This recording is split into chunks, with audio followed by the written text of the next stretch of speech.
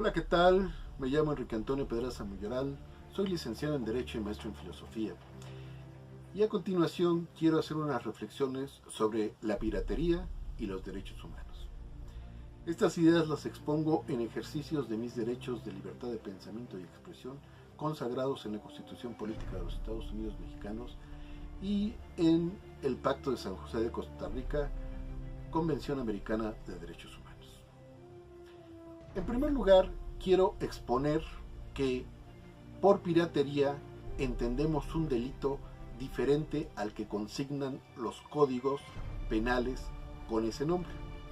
Piratería es tomar a mano armada, con lujo de violencia, una embarcación, sea marítima o aérea, y ejercer actos violentos en contra de los pasajeros con el fin de que el gobierno o alguna otra persona ceda a presiones. La piratería se empleó en los siglos XVI, XVII y XVIII durante la colonia, cuando las naciones que no tenían las colonias que tenía España asaltaban los barcos españoles a fin de tomar las riquezas que llevaban. La piratería es un delito sumamente grave porque implica actos muy violentos. Sin embargo, nosotros no llamamos piratería a este tipo de delitos, sino llamamos piratería a la violación de derechos de autor, que consiste en reproducir videogramas, películas, discos, música, libros, sin los derechos de autor. A eso le llamamos piratería. ¿Por qué nombrar un delito patrimonial que no es grave con una palabra que es sumamente grave? Esa será la materia de la tercera reflexión. La segunda reflexión es que en la Declaración Universal de los Derechos Humanos, en su artículo 27 nos dice textualmente: toda persona tiene derecho a tomar parte libremente en la vida cultural de la comunidad, a gozar de las artes y a participar en el progreso científico y en los beneficios que de él resulten. O sea, todos tenemos derecho a gozar del progreso, de las artes, de las ciencias. El problema de gozar de estos derechos es cómo y cuándo.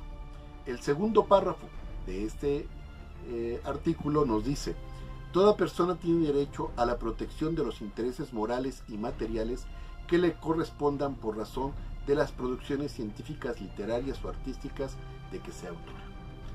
Aquí vemos que por un lado toda la humanidad tiene derecho a gozar de las artes, de la ciencia, y por otro lado la persona que hace arte o ciencia tiene derecho a recibir una protección sobre sus intereses morales y materiales. Tenemos dos derechos en conflicto. Tercera reflexión. Llamamos piratería a la violación de derechos de autor porque los derechos de autor, sobre todo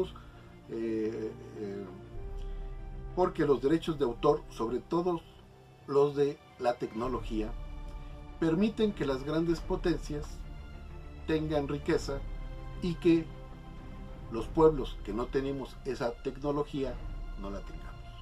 Porque para fabricar lo que necesitamos, forzosamente necesitamos pagarle a los pueblos que tienen la tecnología. Por un lado tenemos el derecho humano de que todos tenemos que gozar del progreso, y por otro el derecho individual, también humano, de que los autores de las ideas tienen derecho a los beneficios morales y materiales. El problema de esto es que cada día se agranda más el derecho individual y se acorta más el derecho de todos. En origen, los derechos intelectuales de un libro eran 25 años. Actualmente llevamos en 125 años. Después de la muerte de un autor, nadie puede publicar sus obras si no tiene los derechos correspondientes.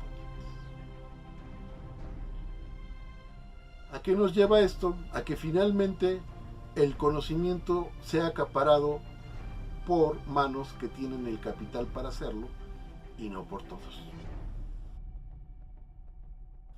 ¿Es correcto que a un autor se le pague? Sí, claro, es sumamente correcto.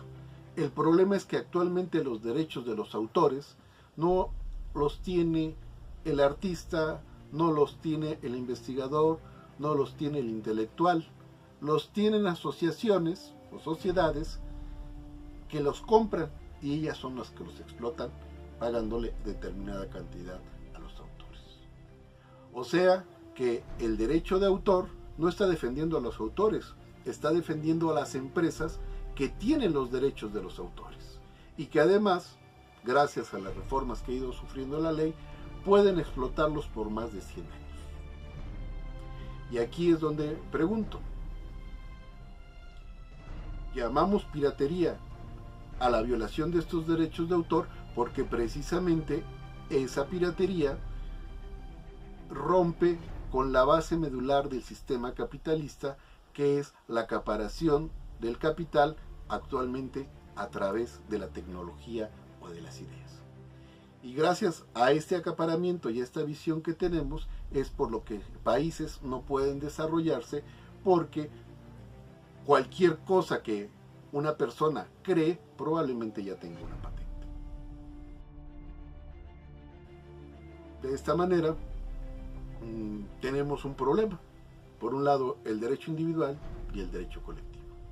Y la piratería lo único que hace es ejercer ese derecho colectivo violando el derecho individual.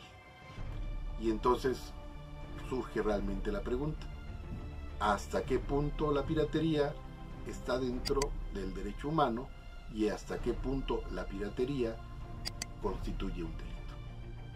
Muchas gracias.